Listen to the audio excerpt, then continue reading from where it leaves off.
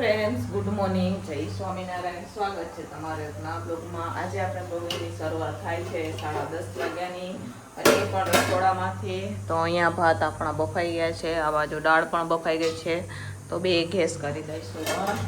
અને આજે મારે લેવાનું છે દૂધી ચણા દાળનું શાક. તો ચાલો ફટાફટ બનાવવા હાટું આપણે રાખી દઈશું. આખો દિવસ અમે ટિફિનમાં શું બનાવીએ હું તમારા સાથે શેર કરીશ. વિડીયો છેલ્લે સુધી જોજો.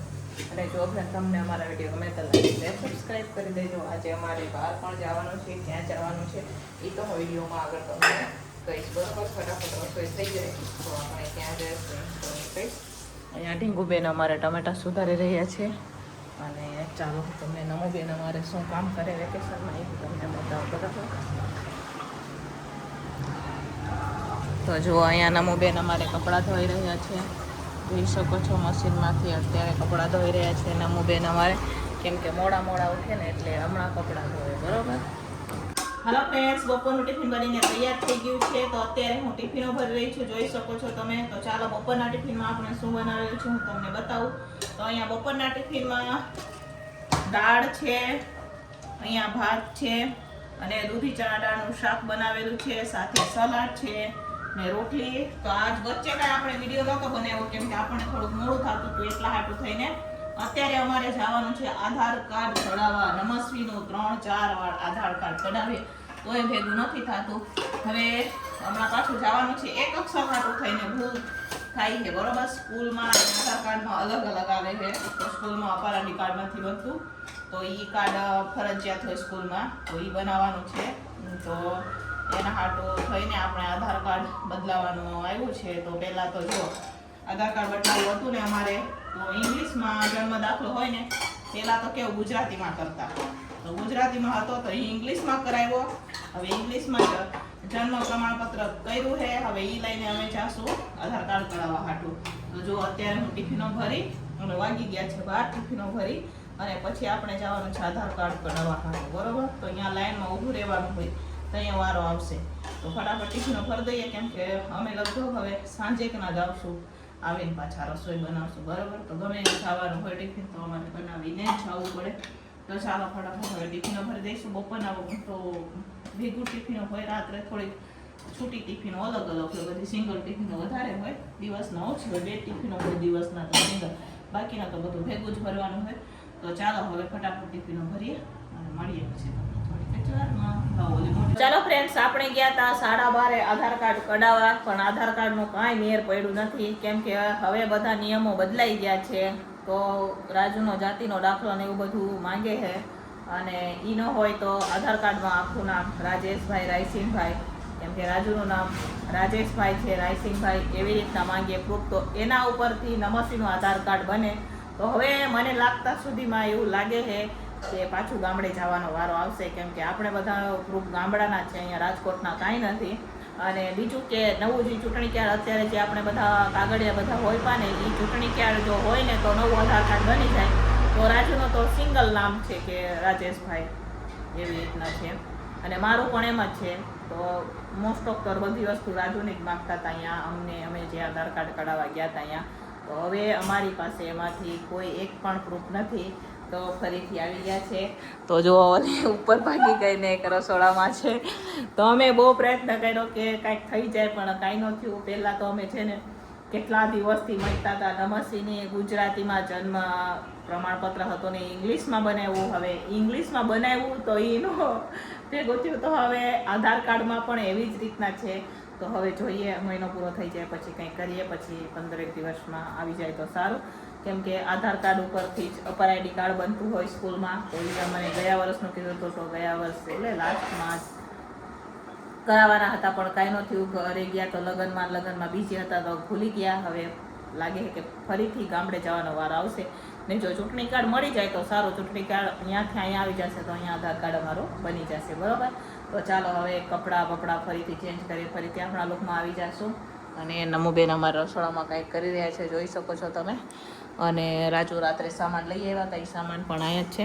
તો ભાઈ થોડીક વાર એને ગોઠવશું. અત્યારે આવ્યા છે તો કેટલા 2માં 10 મિનિટ બાકી છે. બરાબર, અમે 12:30 ગયા હતા તો 2માં 10 મિનિટ બાકી છે, આવી ગયા છે. તો ચાલો મળીએ તમને થોડીક જ વારમાં. સાંજના વાગી ગયા છે 6 અને સાંજના ટિફિનની પણ આપણે તૈયારી થઈ ગઈ છે. બપોરે તો પછી આપણે કાંઈ કર્યું નથી, થોડીક વાર તડકામાં થયા એટલે આરામ કરી લીધો હતો. અને હવે અત્યારે જો સાંજના ટિફિનની આપણે તૈયારી થઈ ગઈ છે. તો સાંજના ટિફિનમાં અહીંયા જોઈ શકો છો હું ભાત બનાવી રહી છું, સરસ મજાના જીરા રાઈસ ભાત બનાવે, સાથે અહીંયા દાળ. તો સાંજના ટિફિનમાં હું બનાવી રહી છું જીરા રાઈસ ભાત, દાળ, બટેકાનું શાક ને પૂરી બનાવી રહ્યા છે. કેટલા દિવસ પછી આપણે બટેકાનું શાક ને પૂરી બનાવી રહ્યા છે. વિડીયો છેલ્લે સુધી જોજો અને જો તમને અમારા વિડીયો ગમે તો લાઈક શેર સબસ્ક્રાઈબ કરી દેજો. અમારા નમો અને ઢીંગુબેન અમારે ગયા છે માર્કેટ બટેકા લેવા હાટું થઈને. તો ચાલો ફટાફટ અહીંયા અંધાણ આવે છે એટલી વારમાં હું બટેકાની છાલ ઉતારીશ. થોડાક બટેકા છે તો એની આપણે છાલ ઉતારશું, બરાબર? એ હોદીએ પહેલાં તો ચાલો ફ્રેન્ડ્સ, ઉપર દાળ ભાત બફાઈ રહ્યા છે અને અહીંયા અત્યારે હું બટેકાની છાલ ઉતારો અહીંયા કે બટેકા કટિંગ કરવા બેસી ગઈ છું, જોઈ શકો છો તમે. તો ચાલો ફટાફટ હવે આપણે બટેકાને કટિંગ કરી નાખશું. થોડાક બટેકા મેં કટિંગ કરી નાખ્યા છે, જોઈ શકો છો. ઉપર હવે દાળ પણ બફાઈ જશે ને ભાત પણ બની જ જશે, એ હું તમને બતાવું. પહેલાં તો આપણે બટેકાને કટિંગ કરી લઈએ, પછી દાળ બફાઈ જાય ને એટલે બટેકા બફાવા હાટું રાખશું. મસ્ત મજાનું રસાવાળું શાક બનાવશું બટેકાનું, બરાબર? તો ચાલો ફ્રેન્ડ્સ, અત્યારે હવે હું દાળ વઘારી રહી છું, જોઈ શકો છો તમે. આમાં થોડાક આખા મસાલા આપણે નાખી દીધા છે, મરચી પણ નાખી દીધી છે. હવે નાખશું આપણે એમાં ટમેટા. અહીંયા દાળ આપણે સરસ મજાની બફાઈ ગઈ છે, જોઈ શકો છો તમે. ટેન્ડર પણ થઈ ગયું છે, ભાત આપણા બફાઈ ગયા છે સરસ મજાના. અહીંયા બટેકા પણ બફાઈ ગયા છે, સોરી બટેકા પણ આપણે કટિંગ કરી લીધા છે. દાળ આપણે ઉકાળીએ પછી આપણે છે ને બટેકા બાફશું આપણે. તો ચાલો ફ્રેન્ડ્સ, દાળ ઉકળી ગઈ છે અને બટેકા બફાઈ રહ્યા છે. તો અત્યારે હવે હું પૂરીનો લોટ બાંધી રહી છું, જોઈ શકો છો તમે. અહીંયા સરસ મજાની મસાલાવાળી આપણે પૂરી બનાવવાની છે.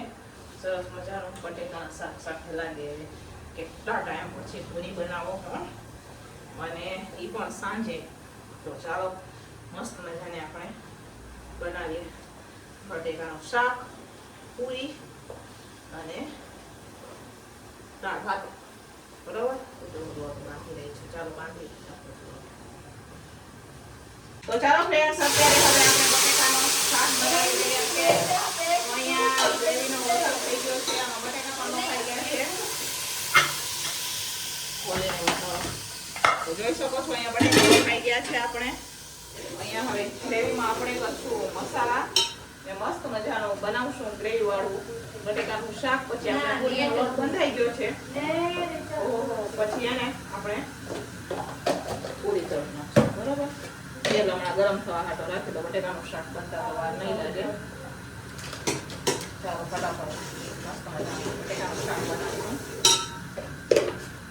તો ચાલો ફ્રેન્ડ્સ, ફાઇનલી સરસ મજાનું અહીંયા બટેકાનું શાક બનીને તૈયાર થઈ ગયું છે, જોઈ શકો છો તમે. સરસ મજાનું બટેકાનું શાક ઉકળી રહ્યું છે.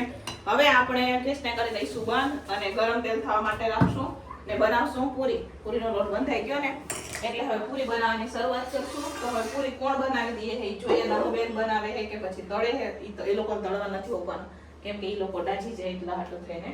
તો તળશું તો આપણે ને બનાવશું પણ એમને થોડી ઘણી હેલ્પ કરાવશે આપણને નમસ્વીને અમારા ઢીંગુબેનને.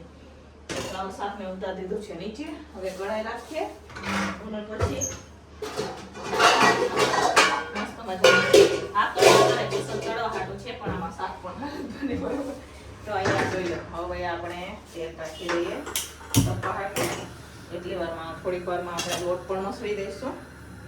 ચાલો તેલ. તો ચાલો ફ્રેન્ડ્સ, અહીંયા પૂરી બનાવવાની આપણે ચાલુ કરી દીધી છે, જોઈ શકો છો તમે. તો આપણે છે ને આવી રીતના ત્રિકોણ કટિંગ કરીને પૂરી બનાવીએ. ઓલી ગોળ પૂરી નથી બનાવતા જેથી ફટાફટ પૂરી બની જાય. જો થોડીક બનાવી દીધી છે મેં, અહીંયા બધા ગોળા કરી દીધા.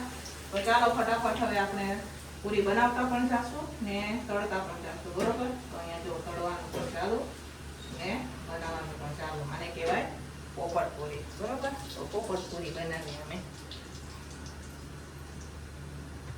તો ચાલો ફ્રેન્ડ્સ, આનું ટિફિન બનીને તૈયાર થઈ ગયું છે પણ ગરમી પણ એટલી છે કે વાત પૂછોમાં. તમને બહુ ગરમી લાગે, પરસેવાથી રેપઝેપ થઈ ગયા છે પૂરી તળતા તળતા.